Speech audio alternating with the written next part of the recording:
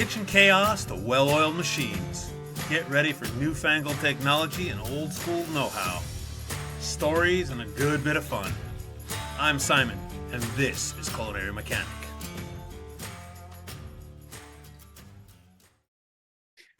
Joining me today is Alfredo Miro. Alfredo, welcome to Culinary Mechanic. Thank you so much. Happy to be here. I think that you are a product of me reaching out, trying to find guests that would be intriguing to me. And boy, I think I did it, man. I'm really excited to have you here.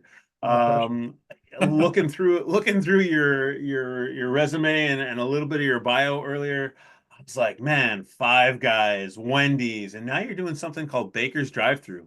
Right. I love it. I love there's a lot going on just in those sort of three companies. Yeah. I think to give us some context, why don't you tell us how you got into this? All the kind of take us in the Wayback Machine. Yeah, for sure. I mean, when I was 16, I was going to high school, and my first part-time job was with Carl's Jr. I was the fry guy, and I don't know.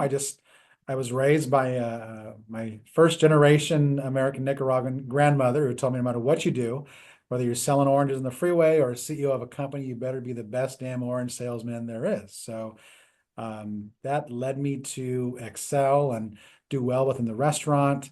And, by the time I was 18, I was running shifts. And by the time I was 19, I was an assistant, shortly a GM by 20 and multi-units. And with Carl's Jr., there came just a lot of education on learning all the different ways to run a restaurant, the wrong way, the right way. I was definitely a tracked with vinegar kind of manager in the beginning because I was young and I was so good. Oh my God, I was the best back then, right?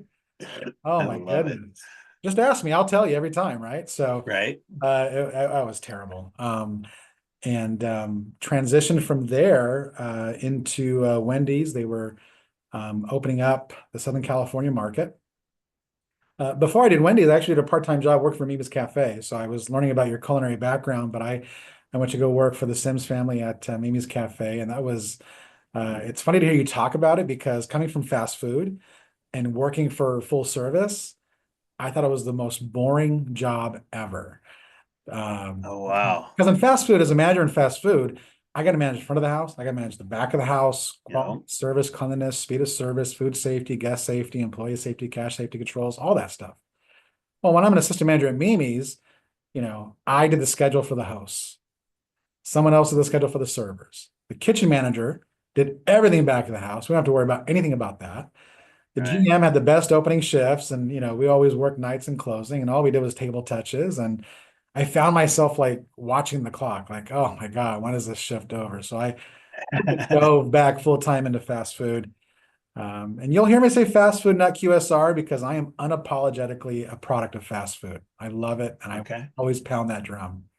So I went with Wendy's. Wendy's in the 80s was in California, and there was this meeting where Dave Thomas and some executive VPs went to meet in Inglewood. And while they were there, while already having struggles in these urban metro areas, there was a drive-by shooting like 100 feet away from Dave Thomas.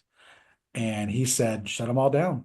And within a week, every corporate Wendy's in California left California. So from 1988 till about 2001, if you knew of a Wendy's, which was like the Temecula one, the big one in Valencia next to Magic Mountain, there really wasn't any Wendy's in California until 2000 when they came back. And they penetrated the market, but they didn't do LA market. They came out here still in the LA DMA, but they were in the Inland Empire where I live. So I joined Wendy's International is what they were called at the time. And we opened up the California market. So we did like 100 stores in 3 years. It was fantastic. Like you would literally open a store and the whole store would be 5 different sets of GM assistants, co-managers, shift leaders for the next 6 openings, right? It was just amazing. It was fast. You talk about hyper growth, right? Like 100 units in 3 years. That's crazy. And our end of year numbers, one time we opened like 7 stores in one day. It was just crazy. And I don't even understand how you met. Like wrap your head around that. Never mind manage it. It was so hectic. And I find when it comes to store openings, everybody takes a step down. So if you're the district manager and you're in the store, then you're behaving as the GM and you're focused on tomorrow.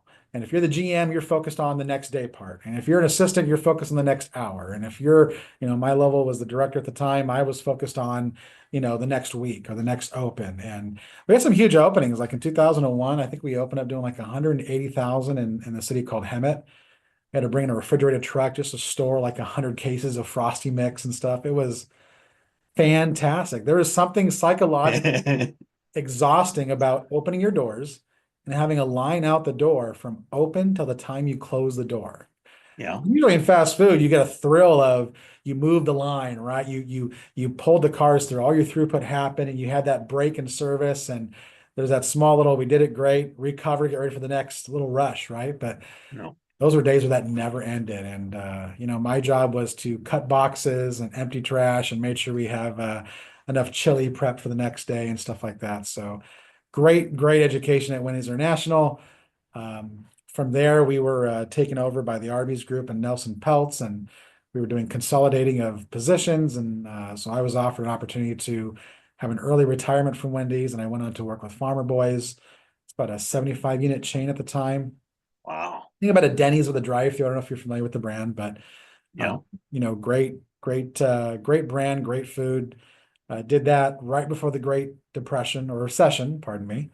And so found myself, like many people in the restaurant role, found myself a consultant during the recession because, nobody knows how to tighten their belts greater, faster, quicker, stronger than restaurant and retail, right? So Yeah. I did some consulting, worked with groups like Five Guys and Menchies, Family Dollar, brought these companies and organizations into California, mostly because they were just terrified of the California wage and hour laws. So I was kind of my shoehorn to get in and be a part of that. Other brands like Chronic Tacos, went back to Wendy's when it was a franchise, and now I find myself here at Baker's Drive-Thru. At Baker's Drive-Thru is the best store you don't know in fast food. Love that. Before we move on, I gotta say, I love how excited you are about the adrenaline of, I mean, that's one of the things that drew me as a young person into the restaurant business, which was just getting pummeled, and then everybody kind of high-fiving and maybe it's a beer later or maybe not or whatever, but like just that camaraderie that comes from just getting throttled. Um, I love the fact that there's a glint. I'm staring at you across the video, and there's a glint in your eye of just like, yes, this was amazing, and the word fantastic came out of your mouth when you're talking about like 20, 12 or 14 hours of throughput through a drive-through. So I love it. I wholly commend it because I think that that's some of the greatest feeling when you're like, especially when you're leading teams, right? Like to get everybody working together and it's just go, go, go. Um, but I also like the fact that as a district guy, you're the one sort of picking up pieces and cutting boxes because I think that knowing how to support our teams is almost as important as leading them. So cool. Yeah. So tell us more about Baker's Drive-Thru because I'm intrigued, man. Yeah, Baker's Drive-Thru was founded in 1952 by, again, the most consequential person in fast food you've never heard of. His name was Neil T. Baker. Neil T. Baker grew up in San Bernardino, California, and he was really all about real estate, construction. He was a general contractor. So one of his first commercial gigs, he built a restaurant for this unknown brothers called the McDonald Brothers. And he built their first two or three restaurants. And he, like you see in the movie, was just blown away by their systemic approach, their fine-tuned, well-oiled machine approach to getting food out within, 60, 75 seconds. He said, you know what, there's something here. And he and his best friend opened a restaurant called Baker's Burgers. Well, they did Baker's Burgers, and then there was a small local taco shop called Taco Tia's, and they're like, oh, we can do tacos. So they opened another restaurant, and they called that Baker's Tacos. Okay. His best friend was like, man, this is doing really good. I think I'm going to go do my own restaurant. Well, his best friend was a guy named Glenn Bell. Glenn Bell opened a small brand. You may have heard of it called Taco Bell.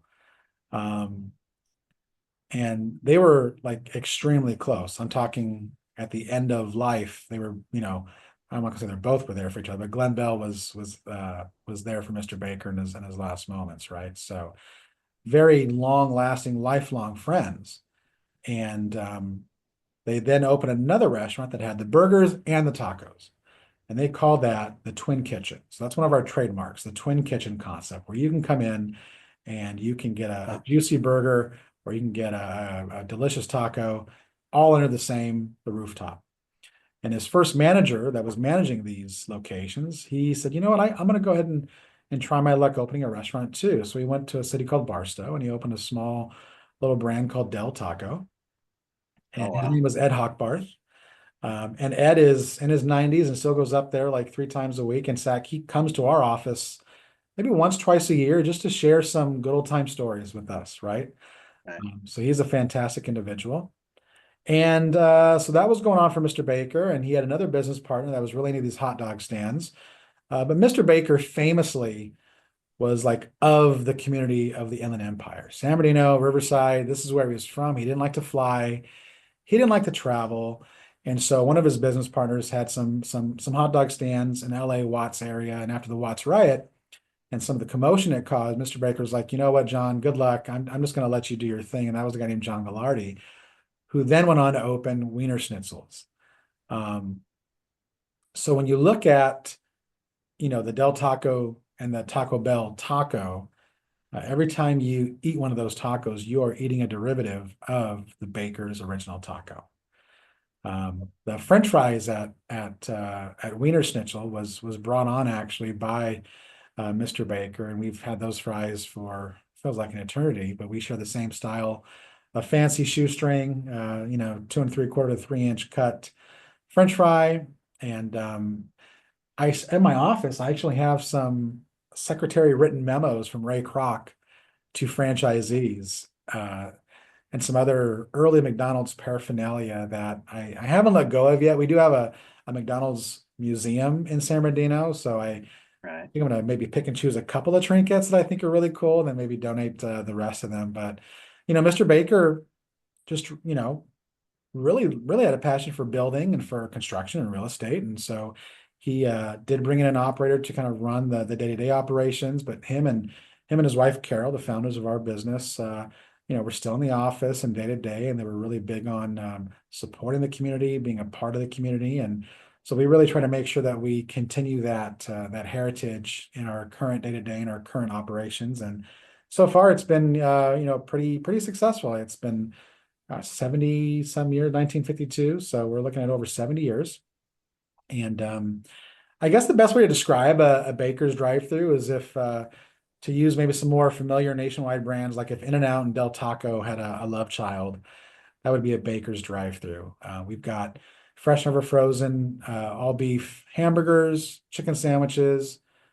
We have tacos, burritos, quesadillas, and then you have some really cool specialty French fries, whether it's chili cheese fries and tots and handmade shakes, beverages galore. So we like to say that whatever you're craving, we've got you covered. And there shouldn't be a veto vote if you're coming to Baker's. I think we got something for everybody. So when I was That's working awesome. for Wendy's, I was doing a lot of traveling, and back in 2020, my son got diagnosed with leukemia, and I didn't want to do a lot of traveling. And so there just happened to be a call from a headhunter with an opportunity to go to Baker's. And I always say it's like if you played basketball in California and you were good enough to go to the NBA, you were drafted by Oklahoma City, and you got a chance to be traded to the Lakers. You're like, yes, I'm coming home. And that really was a moment for me because I was a Nice. Baker's customer since I was 15 years old. And so I felt like I was coming home to the Lakers, so to speak. So I am personally just thrilled to be a part of this stoic and epic brand here in the Inland Empire. I don't know about you, but I did not get into the restaurant business to spend all my time in a cramped little office. I love being in the kitchen, out on the floor. And if you're nodding your head right now, I want to introduce you to an amazing company called Starfish. Look, I've gotten to know their CEO, Jordan, recently, and what they're building really impresses me. They're using AI to read your P&L and they're going to email you actionable insights every week so you can lower your costs and increase revenue. Best part is you don't have to spend time digging through your P&Ls, poring over reports in that cramped little office. Starfish is going to do that for you so you can get back to the part of the business that you love. If you're interested, go to their website, use starfish.com. That's USE starfish.com. And tell them Simon sent you. Awesome. There's a couple things to unpack in all this for Yeah, me. sure. First of all, the concept of a dual drive-through for me is like every time I see co-branded things, right? Like I up here in Seattle, around where I live, there's a couple of like Taco Bell, KFC things, and whatever they are, the A&W seem to be co-branded with other things. It always like scrambles my brain because I'm such a restaurant guy. I spent a Yeah. lot of time in in fine dining and then in sort of, slower fast casual and then a little bit more towards fast casual and then as you mentioned earlier the QSR, and I've never quite done fast full on fast food.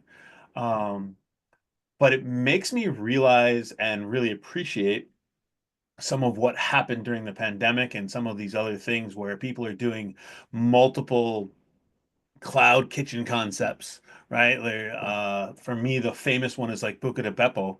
A lot of those huge restaurants with multiple kitchens in them, they were just tossing three, four. I even heard as many as seven concepts into one Buca de Beppo. And I know a guy who was an executive kitchen manager for them. And he's like, I did that for 6 months. I'd already been there for a year, but after 6 months, my brain just hurt and I had to leave. And I was like, okay, I get it. But I think the concept of being able to like in some ways overlap things that don't feel like they would be like a burrito and a hamburger in the same space. Okay, you're gonna figure that out.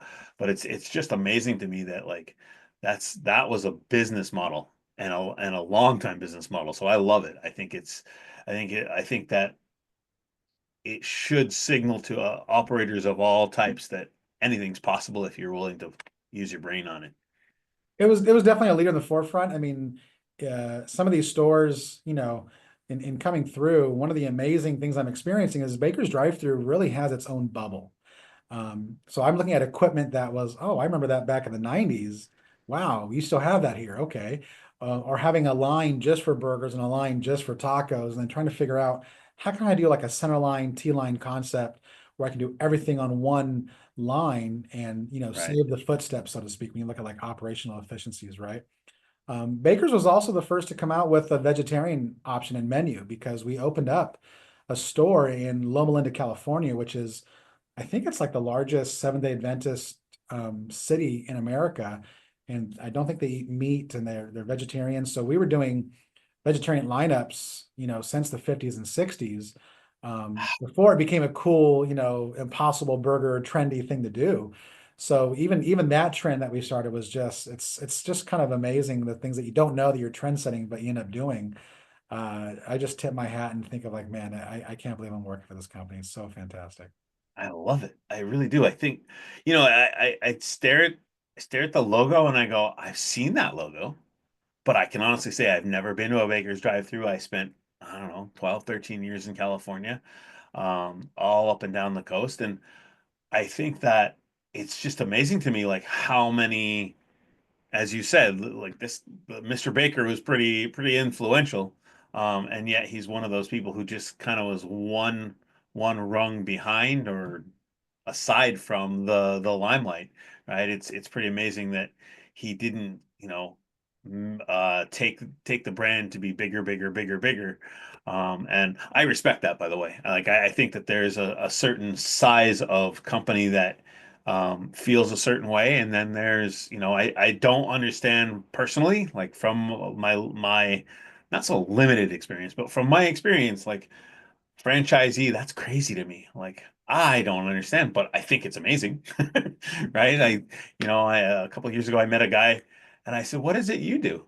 And he goes, "Oh, I'm the largest franchisee of Domino's Pizza in Central America." And I was like, "How many stores do you have?" He said, 600. like that's its own art all by itself. So Sure. while admitting that, acknowledging that, at the same time, I love the size that Baker's is now. Um, but based on our conversation, like before we were recording, you got some plans. I mean, you're starting to expand, and tell us a little bit about that.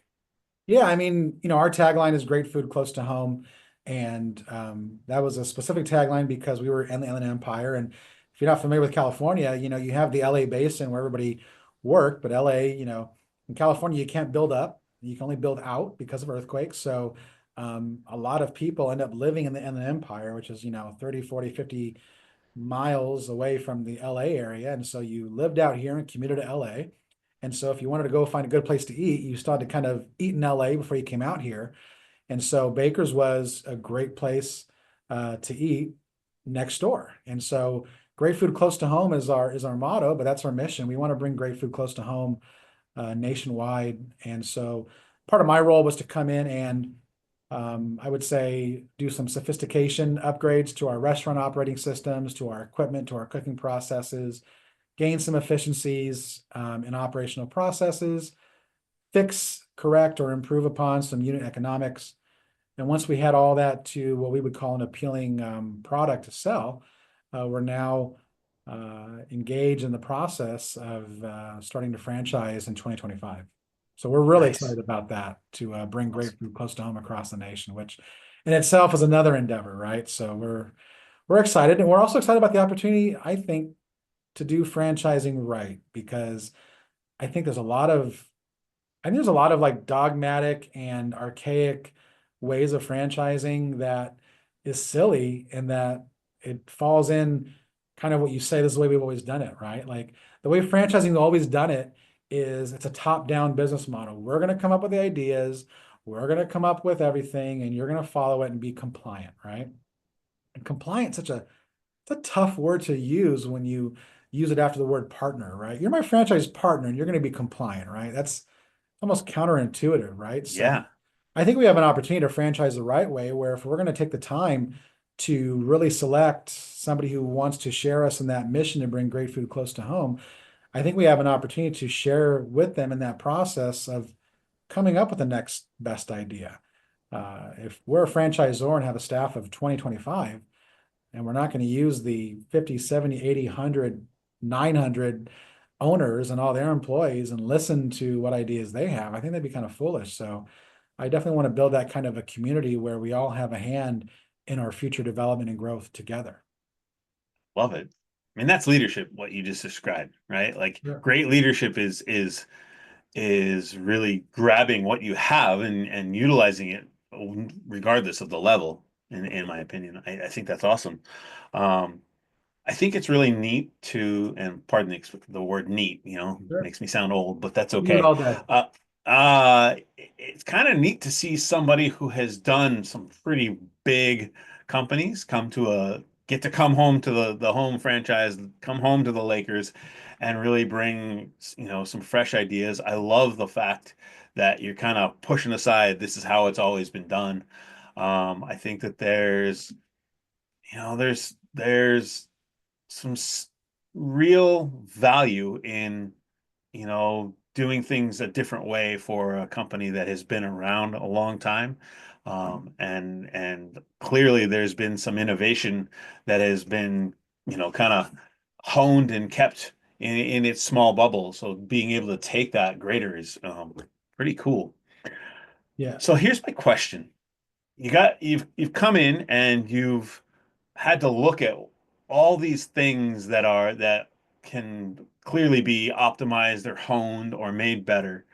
Can you give me maybe your top two or your top three things that you're looking at? Because as I think about this podcast and how I'm trying to help operators and whether they be kitchen managers or executive chefs or even restaurant owners operate better and operate like that fine-tuned, well-oiled machine.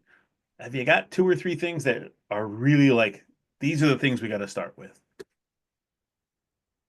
Well, I think I'll take a step back and kind of stop. I know you mentioned like the way we always do things, right? I think the first one we have to do is remove what I call growth killers. And there's three, I think, growth killers that we've had to identify and remove in our business. The first thing is tradition. This is the way we've always done it. And this is the way we've always done it. I just think is kind of a lazy man's argument for it's tradition, right? And I know we have a nostalgic connection to things and the way things were, but as technology advances, as workforces get smarter and better, doing things just because that's the way we've always done it is never a good enough reason. Number two is convenience. Quite honestly, it's just easier to do it this way. That's got to be the worst thing too, right? Because now you're putting if it's convenient for me, someone's getting the inconvenient end of the stick, right? And if you're an operator and you're doing things a certain way because it's convenient for you, you're probably without knowing putting the inconvenience on the customer. And then the third thing is preference. Well, I just like doing it this way. I like doing it like this. And again, that's not really a good reason to do it. So we've had some funny mantras, and God we trust, everybody else show us the data, right? So um, we do that, right? But when it comes to trying to, really move the needle, um, look, I don't believe that there's any new great ideas out there. I don't believe that, and I know there's like this fear of missing out in trying to be the next great thought leader, right? And here's my next new idea. I want to, uh, I want to, through osmosis, lead with my obsessing over the customer and executing over the customer. I think the lost love affair. I think it's not sexy, it's not cool, and I think we stopped talking about execution because it's hard. Execution is very, very hard. And it's just so diluted, I think, even coming from a big public company, like, nobody talks about transactions anymore and how transactions are declining. We talk about sales growth, or we talk about, oh, look over here, don't look over there. And we even have this kind of aggressive mediocrity in how we kind of grade ourselves. And I am obsessed with truly holding each other accountable in executing, like really executing the best way we could, whether that's, making a burger that's Instagram worthy. Like if I see a burger that is amazing, I will take a picture of that bad boy in front of a cook. I'm like, I am putting that on Instagram because that is so damn good. Awesome. But I think it's just trying to like to radiate this obsession with the customer and executing on behalf of the customer. That's kind of the two, I think, big things that we focus on, that I try to be the pace car on. And that means not accepting anything less than amazing. And that doesn't mean just like a quality product. That means, why are you accepting a poor attitude from an employee just because they show up and give you 80% of mediocrity, like just not accepting mediocrity and just obsessed over great execution. I think an example of one of the things we're working on right now, it sounds silly, but we give away 53 million hot sauce packets every year. And, I'm trying to, God, what if I just gave away 52 million, right? Like, how much could we save there so we don't have to raise prices as aggressively as our competitors? Because our stores are in San Benito Riverside area. These are the hardest areas hit during the recession. So we know our demographics are slightly lower, and then they depend on a good value and budget driven menu. So, okay, if I'm trying not to raise prices as my competitors are, how can I get there? Whether it's saving on workers' comp, whether it's, saving a penny here to avoid raising a penny there. And, right now our big thing is hot sauce packets right now. It's a soup du jour, right? And having people ask, how many would you like? And how would you like to do that? And just making sure we give enough for the customer to satisfy their craving for the burrito, but maybe not necessarily the sauce drawer as we all have in our You home. mean not the fistful? I Right. I always say like we're here to help them with the burrito, but not for the sauce drawer at home, right? So, Right. but Yeah. it's just little things like that that it's just let's just get obsessed with being amazing and executing, and just fall in love with being really good executors of processes and engagement. That's kind of the big love affair I know that we've been pushing.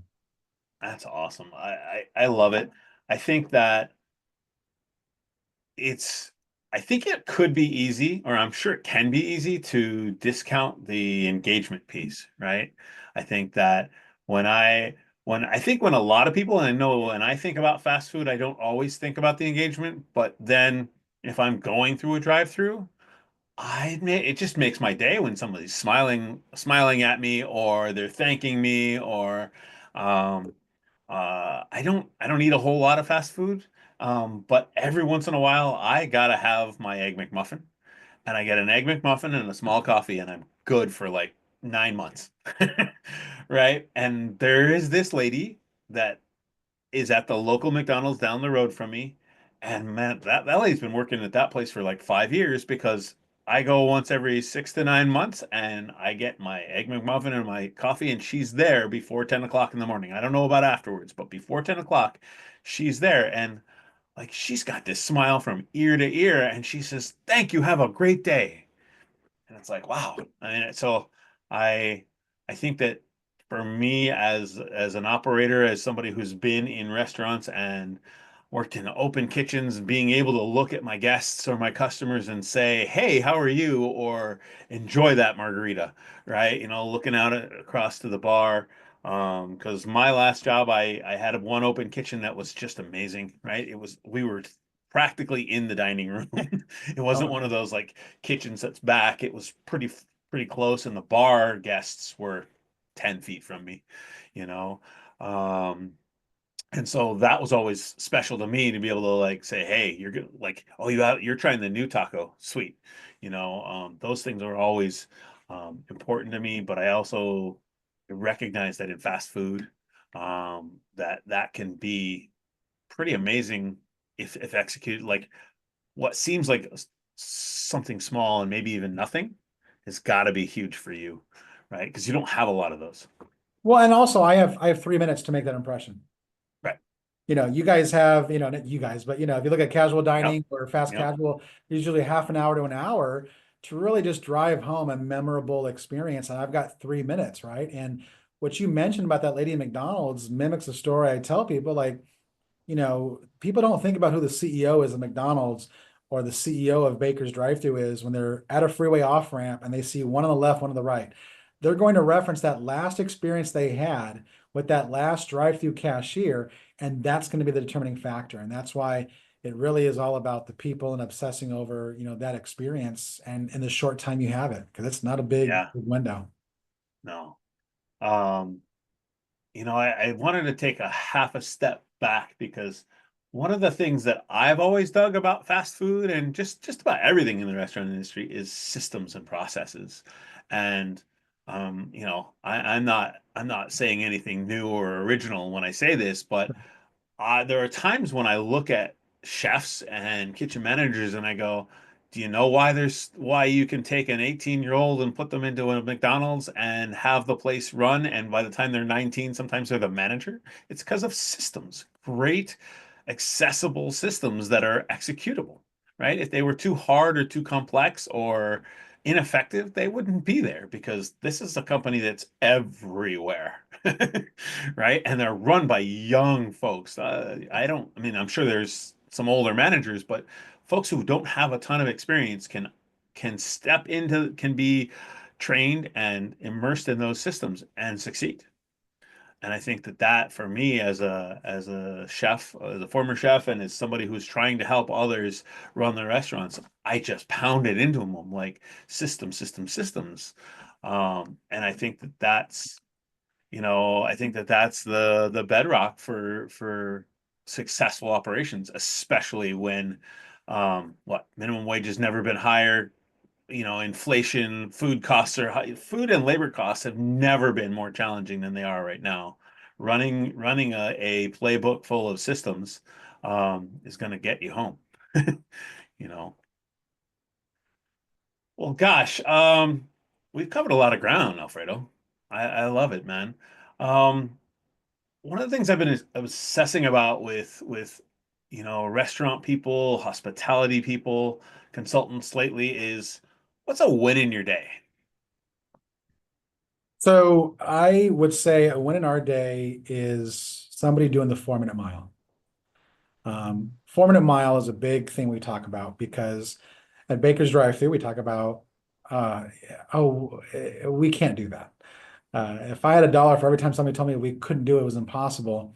And so I bring up the 4-minute mile story, which, and I'm sure I have it wrong, but because it's such an urban legend, but up until I think 1977, 78, it was deemed humanly impossible to run a mile under 4 minutes. You couldn't do it.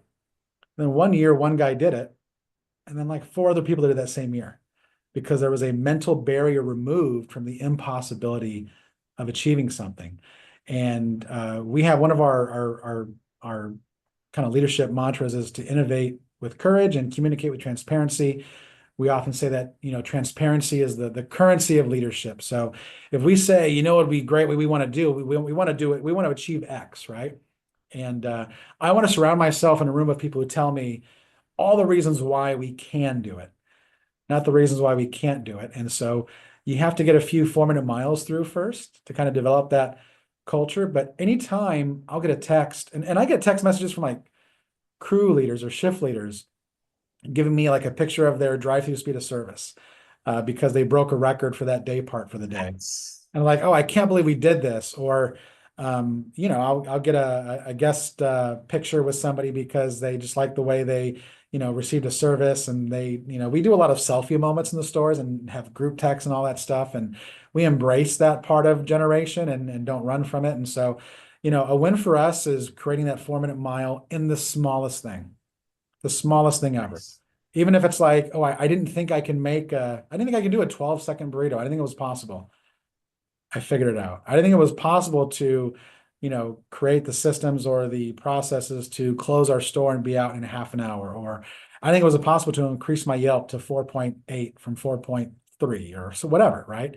And having those 4-minute miles, all it does is um, it really reinforces the main goal, which is just to create a crew of marauders who come in and just do the impossible every day. I think Walt Disney says it's kind of fun to do the impossible. So, a win for us, a daily win, is creating the 4-minute mile in something small and continue to build that culture of just doing the impossible. I think that's a thing that gets me grinning from ear to ear for sure. Man, I'm smiling right now. I think partially because you said a band of marauders Yeah, doing a 4-minute mile. I like that. yeah, I come from the school of like Anthony Bourdain and a crew of pirates, but I like a band of marauders too. yeah, sure. I'm gonna write that one down. Yeah. Um, Man, thank you so much for joining us today. I can't tell you, I really appreciate it. It's this podcast has been such a great thing for me to meet people that I never necessarily would have met. And I'm thankful for having met you and getting to talk to you today. And I really can't wait till I know that there's a trip coming up for my wife and I in California. So I don't be surprised if I'm going, hey man, what's going on? Let's have a coffee or a beer. Please do. Because I think it'd be great to just I want to see a Baker's drive-through in person now. I'm in. I'm hooked. And I can't wait till you guys are franchising up into to Washington. Because a lot of eating up here. A This lot of sure is. eating. Yeah. I'll put that Yeah. down as an interest list. Yes. Awesome. All right. So in the show notes, we're going to put all the ways that we can find Alfredo Miro Yep. and Baker's Drive-Thru. And for all you out there, thank you so much for listening. Please take an opportunity to find this podcast wherever you find your podcast, including YouTube. Leave us a 5-star review because it helps. Um, the joy of my world is getting to wake up weekly and see that my numbers are growing ever so slowly, and I really appreciate it. To you, Alfredo, thank you. To all you out there, I will catch you on the flip side, and see you next time.